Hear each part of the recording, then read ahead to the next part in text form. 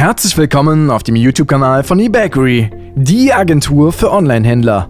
In der letzten Folge haben wir euch ja gezeigt, wie ihr auch ohne einen 10.000 Follower Instagram-Account Swipe-Up-Links in eure Story packen könnt.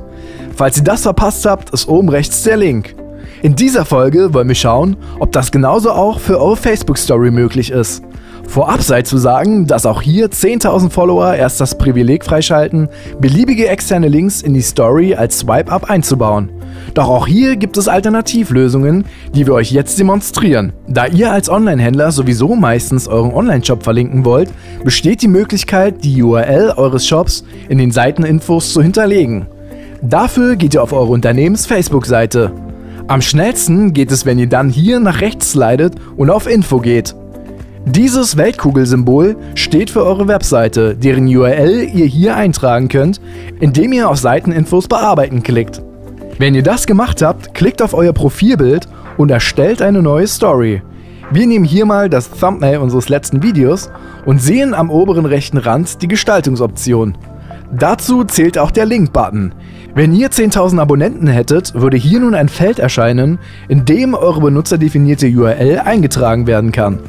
Wir können jetzt beispielsweise nur auf Mehr dazu klicken und würden damit einen Swipe-Up-Hinweis einbauen, mit dem man auf unsere Website, die wir ja eben hinterlegt haben, gelangen würde. Wir können das Ganze noch akzentuieren, indem wir einen Call-to-Action-Sticker in Form eines GIFs hinzufügen. Das Ganze würde dann für den Zuschauer so aussehen und uns auf die hinterlegte Webseite leiten.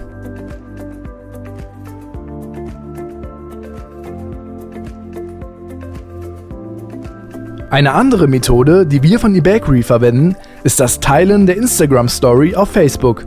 Das setzt aber voraus, dass ihr bereits 10.000 Follower auf Instagram habt und somit die Weblink-Swipe-Up-Funktion nutzen könnt. Eine weitere Voraussetzung ist die Verknüpfung eures Instagram-Accounts mit der Facebook-Seite. Wenn ihr das noch nicht gemacht haben solltet, könnt ihr einfach unser Tutorial angucken, das oben rechts verlinkt ist.